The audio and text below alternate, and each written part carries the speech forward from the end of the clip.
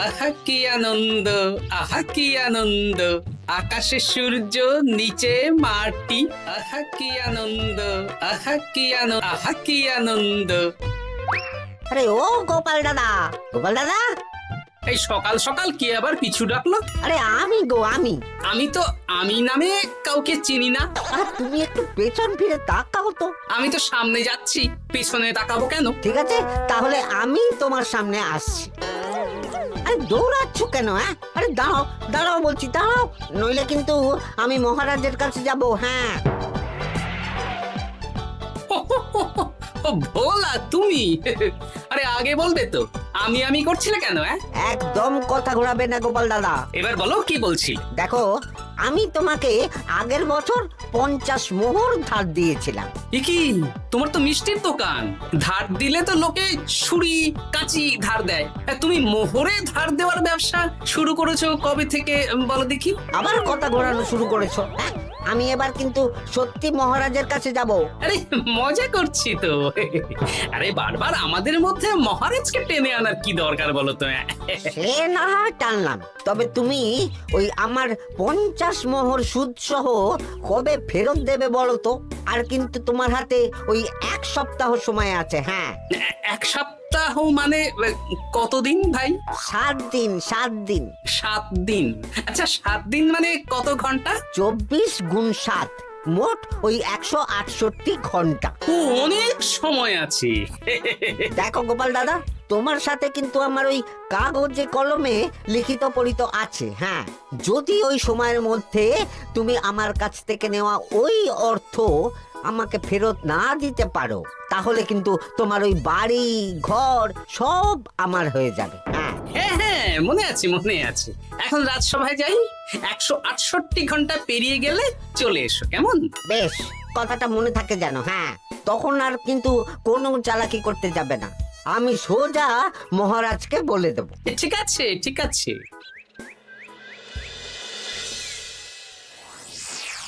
দেখুন মহারাজ, নিজের চোখেই দেখুন, সবাই হাজির, শুধু গোপাল ধা। সত্যি গোপাল ইদানিং আবার দেরি করে আসা শুরু করেছে। ওকে আচ্ছা করে ধোলাই দিন, তাহলেই চলে আসবে। কাজের কাজ তো কিছু করে না, শুধু বসে থাকে, তাতেও এই। যা বলেছেন মন্ত্রী মশাই। আমার মতে গোপালকে রাজসভাতেই বেঁধে রাখুন, তাহলে আর বাড়িতে যেতেও হবে না, আর দেরি করে আসবেও না। রোজ রোজ গোপাল করে রাজসভায় আসতে দেরি, তাই এবার তার পায়ে পড়াতে হবে বেড়ি। এই তো মহারাজ চলে এসেছি। আর বলবেন না, রাস্তায় ভোলা ময়রা চেপে ধরেছিল। থাক, আর অজুহাত দিতে হবে না। নেহাত ভাগ্যের জোরে এই রাজসভার চাকরিটা পেয়েছিল। হ্যাঁ, মহারাজ ভালো মানুষ, তাই তোমাকে পুষছেন। আচ্ছা আপনি কি বলতে চাইছেন কি? আমি বলতে চাইছি যে মহারাজ যদি তাড়িয়ে দেন, তাহলে তোমার কি কিছু করে খাওয়ার যোগ্যতা আছে গোপাল? আপনার নিজের যোগ্যতা আছে? আছে বলেই বুক ফুলিয়ে বলছি। হ্যাঁ, মন্ত্রী এটা একটা ভালো প্রসঙ্গ তুলেছে। আমার রাজসভার সকল সভাসদদের বলছি, যদি কোনো কারণে তোমাদের চাকরি চলে যায়, তাহলে তোমরা কি করবে একবার ভেবে দেখেছো? না মহারাজ, ভাবনাটা আমি সঠিক সময় কাজে লাগাই, ওই অকারণে ভেবে মাথা খারাপ করতে চাই না। হ্যাঁ, আহা, রাজসভার চাকরিটা তো তোমাদের পেশা। এই পেশার বাইরে তোমরা কে কি করতে পারবে? দেখুন মহারাজ, আমি তো ভেবেই দেখেছি যে যদি রাজসভার চাকরি না থাকতো, তাহলে আমি ব্যবসা করতাম। আমি মহারাজ যদি বিজ্ঞানী না হতাম, তাহলে শিক্ষা দান করতাম। আমি তো ছবি আঁকতাম, কলম না থাকলে আমি তুলি ধরবো। আমি কামারশালায় কাজ করতাম। আমার তো ছোটবেলায় মূর্তি বানানোর শখ ছিল, আমি মৃৎশিল্পের কাজ করতাম। কি গোপাল, এবার তুমি বলো। সবাই তো কিছু না কিছু বিকল্প ভাবনা চিন্তা করে রেখেছে। দেখুন মহারাজ, অনেক ভেবে দেখলাম আমার কাজ তো ভাড়ামো, তাই আমি লোক হাসিয়েই পয়সা রোজগার করব। আর বিশেষ কোনো গুণ তো আমার মধ্যে খুঁজে পাচ্ছি না মহারাজ। বেশ, আমি একটা ছোট্ট পরীক্ষা নেব। আজকের পর থেকে আগামী 7 দিন, আর এই 7 দিন তোমরা তোমাদের যা মন চায় সেটা করে রোজগার করবে। আমি তো খেতে ভালোবাসি। তাহলে খাবে। গোপাল হয় মুখ খুলে থাকে, নইলে চোখ বন্ধ করে। ও শুধু দুটো কাজই ভালো করতে পারে। আর 7ম দিনের শেষে বিচার হবে কে কত রোজগার করেছে। যার রোজগার সবচেয়ে বেশি হবে তাকে আমি দেব 100 মোহর উপহার। আর মহারাজ, যে সবচেয়ে কম রোজগার করবে তার বেতন থেকে আগামী 10 মাস 10 মোহর করে কাটা হবে। কি রাজি তো? হ্যাঁ, রাজি রাজি। আমি জানি যে গোপাল ফুটো করিও রোজগার করতে পারবে না, তাই গোপালই হারবে। বেশ, আর যদি অন্য কেউ হারে? তাহলে আমি নিজের বেতন থেকে তাকে আগামী 10 মাস 10 মোহর করে দেব। ব্যাস, এবার তোমরা কাজে লেগে পড়ো।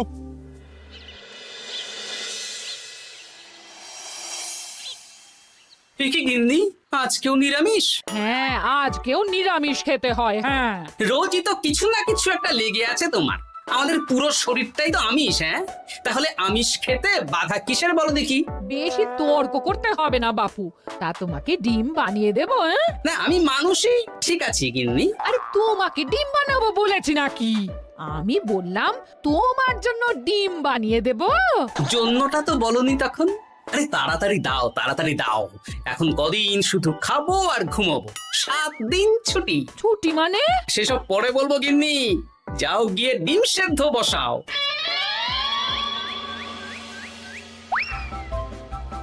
আরে করছোটা কি? বাড়িতে যা মোহর আছে সব তুলে কোথায় নিয়ে যাচ্ছ? আড়ত বাজারে। কেন কেন? তুমি আড়তে গিয়ে কি করবে? আড়তটাই কিনে নেব। কেন? তাহলে খোলা বাজারের সব ব্যবসায়ী আমার কাছে আসতে বাধ্য হবে, আর আমি ভালো মুনাফা রেখে সব বিক্রি করব। এ কি? রাজবাড়ি সুখে চাকরি ছেড়ে দিলেন নাকি? না না না, এখন 1 সপ্তাহ ব্যবসা করে মহারাজের কাছে আমার যোগ্যতা প্রমাণ করব। সব পরে বুঝিয়ে বলবো। হ্যাঁ, আমি আপনাকে সব শিখিয়ে দেব। তাহলে ভাই ওই আগামীকাল সকাল থেকে কাজে লেগে পড়বো, কেমন? তাহলে বুঝতে পারলেন তো যে কি করতে হবে? হ্যাঁ হ্যাঁ জমিদার মশাই, কবিতা লেখা যেমন আমার পেশা, তেমনি চিত্রশিল্প আমার নেশা। তাহলে তো আর কোনো চিন্তাই নেই। আশা করি খুব সুন্দর ছবি আঁকবেন।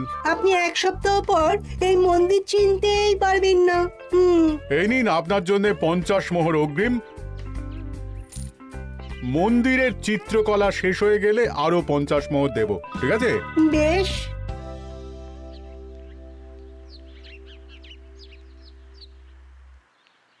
এই হাত চালা, হাত চালা। হাত পা সবই তো চালাচ্ছি মন্ত্রী মশাই। আপনি এত শাকসবজি আনাজ দিয়ে করবেনটা কি? আমি এখন 7 দিন কৃষ্ণনগরের বাজার নিয়ন্ত্রণ করব, তাই সব জিনিসপত্র আড়ত থেকে আমি নিজেই কিনে নিয়েছি।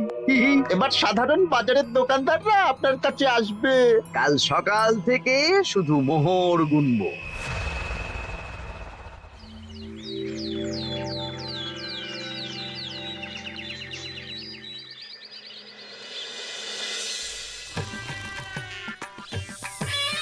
আরে এত বেলা হয়ে গেল, আর কত পড়ে পড়ে তুমি ঘুমোবে? এত লম্বা ছুটি পেয়েছি, এখন তো বিশ্রাম নিতেই হবে গিন্নি। কিন্তু পুকুর ঘাটে গিয়ে তো আমি অন্য কথা শুনলাম। তুমি আবার কি শুনেছো? তোমাদের মহারাজ নাকি বলেছেন আগামী 1 সপ্তাহ তোমরা সকল সভাসদেরা ওই সকল সভাসদেরা নিজের ইচ্ছে মতো কাজ করে রোজগার করব। আমার কাজ তো ভাড়ামো করা, তাই ভাড়ামোর সুযোগ এলে সেটাই করব। কিন্তু যদি সুযোগ না আসে, তাছাড়া যার রোজগার সবচেয়ে কম হবে তার তো বেতন থেকে 100 মোহর কাটা হবে গো। এই খবর পেয়ে গেছো? বাবা, পুকুর ঘাট না পরনিন্দা পরচর্চা কেন্দ্র? হ্যাঁ, ওসব বাজে কথা বাদ দিয়ে কোনো কাজ শুরু করো, কাজ শুরু করো। এরকম গা এলিয়ে শুয়ে থাকলে ভগবান এসে তোমাকে পয়সা দিয়ে যাবে না গো। গোপাল দাদা, ও গোপাল দাদা, বলছি গোপাল দাদা, কি খবর গো? এই তো গতকাল তোমার সাথে কথা হলো, আজ একেবারে বাড়িতেই চলে এসেছো। তোমার যা হালচাল তাতে তো মনে হচ্ছে ওই কদিন পরে বাড়িটা আমারই হবে। আর সেই আশাতেই বসে থাকতো। এই ভোলাময়রা এসেছে কেন গো? এসব কি বলছে? মা ঠাকুরুন, আপনার কাছে আর কি লুকাবো? বহুদিন আগে গোপাল দাদা আমার কাছে 50 মোহর ধার নিয়েছিল। সেই ধারের থেকে 5 মোহরা এখনো আমাকে শোধ করেনি। সে কি? হ্যাঁ, শর্ত অনুযায়ী যদি গোপাল দাদা আগামী ওই 6 দিনের মধ্যে ধার না শোধ করতে পারে তাহলে এই বাড়ি আমার হয়ে যাবে। তুমি আমাকে এত বড় কথা লুকিয়ে রেখেছো? না, আমি বলবো বলবো করে বলা হয়ে ওঠেনি আর কি। এবার আপনি দেখুন গিন্দিমা কি করবেন। ভিটে মাটি ছেড়ে কোথায় গিয়ে উঠবেন দেখুন। ইগো, এতেও তোমার হুঁশ হয় না? ধুর, এই অযথা চিন্তা করো না তো, কিছু না কিছু একটা হয়ে যাবে।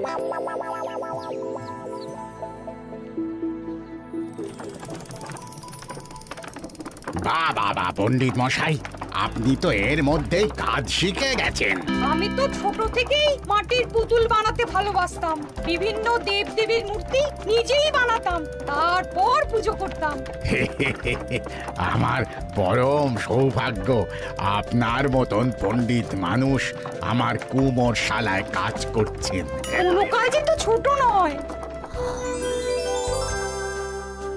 সত্যি সভাকবি মশাই, আপনার তুলিতে জাদু আছে।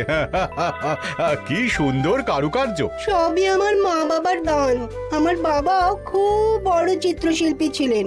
উনি হাতে ধরে আমাকে ছবি আঁকা শিখিয়েছেন। বাহ বাহ বাবা।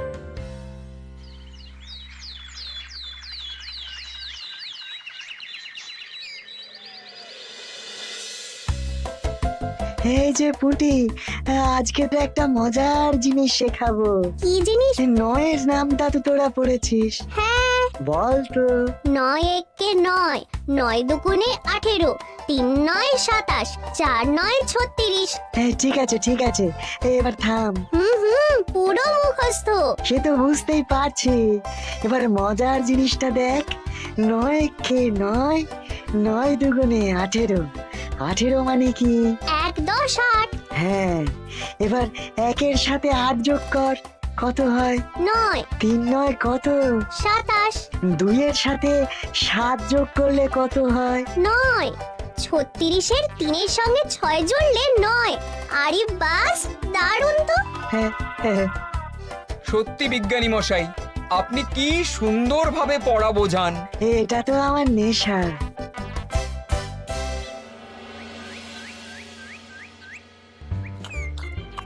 বলছি, তুমি তো দিব্যি বাড়িতে বসেই আছো, কিছুই তো করছো না। সত্যি বলো তো, তুমি ভাড়ামো ছাড়া আর কি কিছু করতে পারো? এই আদেশ করতে পারি। গেনি, একটু তরকারি দাও তো, জলের ঘটিটা দাও না। যত সব। আচ্ছা, সত্যি তো ভাঁড় না হলে আমি কি হতাম? আমি কুমোর হতাম। মাটির কাজ শুনেছি খুব সোজা। যাই, কুমোর পাড়া যাই।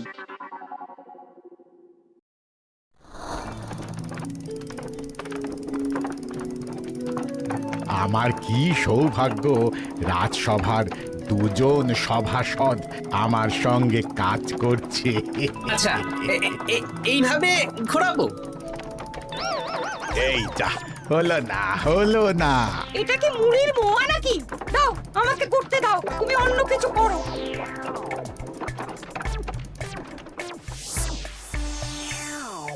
বলো গোপাল দাদা, কি দেবো? মুড়ির মোয়া, তিলের নাড়ু?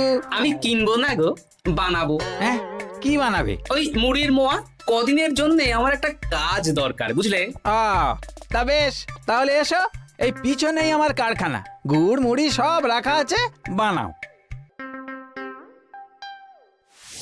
এই দেখো, এই যে গুড়ের হাঁড়ি আর ওই যে মুড়ির বস্তা, এবারে বানাও। বেশ, আমি তবে সামনে দোকানটা সামলাই।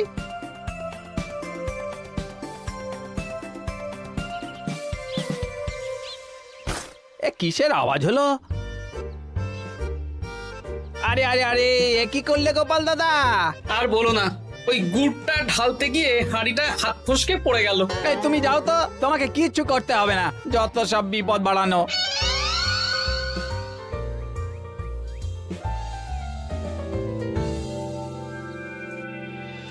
তোমার দ্বারা কিছুই হবে না। হ্যাঁ, সত্যি তো আমার দ্বারা যে কিছুই হবে না গিন্নি। তাহলে তুমি করবেটা কি?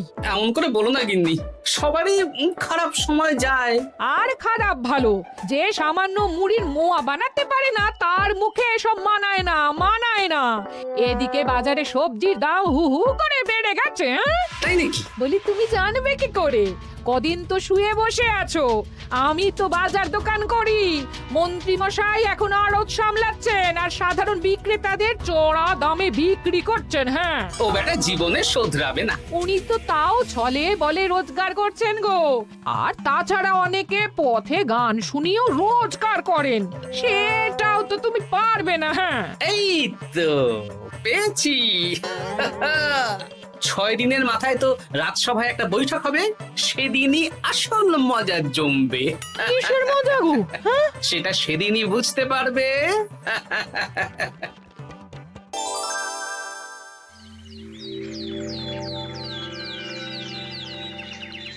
তারপর বলো, আজ তো ষষ্ঠ দিন, আজ অবধি তোমরা কে কত কত রোজগার করেছো? মহারাজ, আমি এখনো অবধি 200 মোহর। বাহ বাহ বাহ! আমি মহারাজ 15 মোহর। হ্যাঁ, আমি 5 মোহর। বিভিন্ন বাড়িতে বাচ্চাদের পড়াচ্ছি, শিক্ষাদান করছি দিনরাত। সেনাপতি, আমি 10 মোহর পেয়েছি, আরো পাবো। আমি 50 মোহর অগ্রিম পেয়েছি, আরো পাবো আগামীকাল। বাহ বাহ বাহ! সবাই তো ভালোই রোজগার করেছো। আর গোপাল, তুমি বলো। মহারাজ, আমি এখনো অবধি কোনো রোজগার শুরু করিনি। আমি আগেই বলেছিলাম গোপাল একটা কানা করিও রোজগার করতে পারবে না। আসলে মহারাজ, আমি আজ সকালেই আমার প্রতিভা খুঁজে পেলাম। তোমার আবার কি প্রতিভা? আমি ভালো গান গাইতে পারি মহারাজ। আমার ছোট্টবেলার ইচ্ছে ছিল আমি রুদ্ধদ্বার সভা করব, গান গাইবো, আর দর্শক বা শ্রোতারা আমার গান শুনে আমাকে পয়সা দেবে। বাহ বাহ বাহ! তা শোনালে না কেন? আমি চাই আপনারা সবাই আমার বাড়িতে আসুন, আমার গান শুনুন। এই না না না না না, তোমার গান শুনে অর্থ ব্যয় করতে পারবো না গোপাল। যদি শোনাতে হয় তো বিনামূল্যে শোনাও। তুমি ভেবেছো কায়দা করে গান শুনিয়ে রোজগার করবে?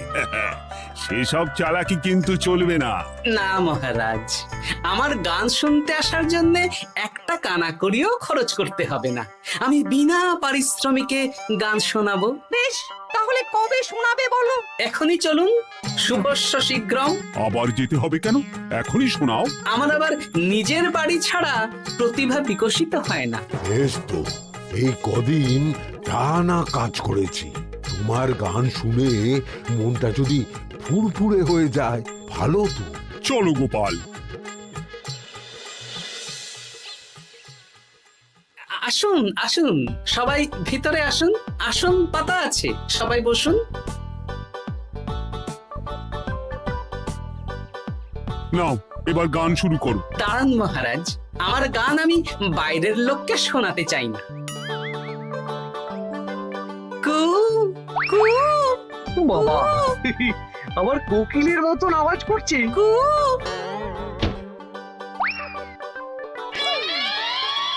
নাও নাও, শুরু করো।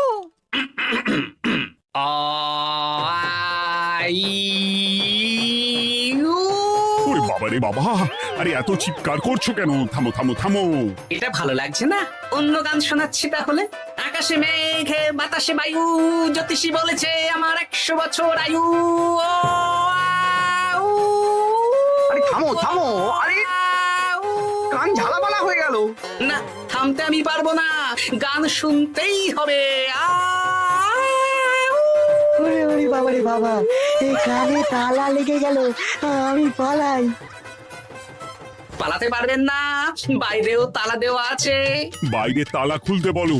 বাইরে বেরোতে হলে প্রত্যেককে 100 মোহর দিতে হবে। আমরা তো আগেই বলে দিয়েছি, তোমার গান শোনার জন্য কোনো পয়সা দিতে পারবো না। এটা তো গান শোনার জন্যে নয়, বাইরে যাওয়ার জন্যে। আমার গান শুনতে আসার জন্য কোনো অর্থ লাগে না। গান শুনে বাইরে বেরোতে গেলে অর্থ লাগবে, জনপ্রতি 100 মোহর মাত্র। কি জ্বালাতন! হয় দিন, নইলে আবার শুরু করছি। থামো থামো। আপনারা কি সবাই দেবেন, না এখানেই থাকবেন? এই আরে, আমার কাছে এখন 50 মতন মোহর আছে। আমার কাছে 5 মোহর আছে। সে আমি লোক পাঠাচ্ছি আপনাদের সবার বাড়িতে, পুরো অর্থ পাবো, তারপর সবাইকে ছাড়বো। আচ্ছা, এটা কি ঠিক করলে গোপাল? দেখুন মহারাজ, আমি কথা নিয়ে খেলি। সব সভাসদেরা 6 দিন খেটে যা না রোজগার করেছে, আমি শুধু বুদ্ধির জোরে আর ভাড়ামো করে ঘন্টা খানিকের মধ্যে তার থেকে বেশি রোজগার করে নিলাম। যদিও এখনো একদিন সময় আছে। সত্যি গোপাল, তোমার বুদ্ধির জবাব নেই। মন্ত্রী মশাই, যে সবচেয়ে কম রোজগার করবে আপনাকে কিন্তু তাকে আগামী 10 মাস 10 মোহর করে দিতে হবে। হ্যাঁ নয় হ্যাঁ, এরকমই তো তুমি মুখ বড় করে বলেছিলে। গিন্নি কই গো, ভোলাকে ডেকে আনো, ওর ধার আজকেই শোধ করে দেব। হ্যাঁ যাচ্ছি। হ্যাঁ, আমরাও যাচ্ছি। গোপাল, কালকে রাজসভায় এসে তোমার পুরস্কারের অর্থটাও নিয়ে যেও। সে তো নিশ্চয়ই।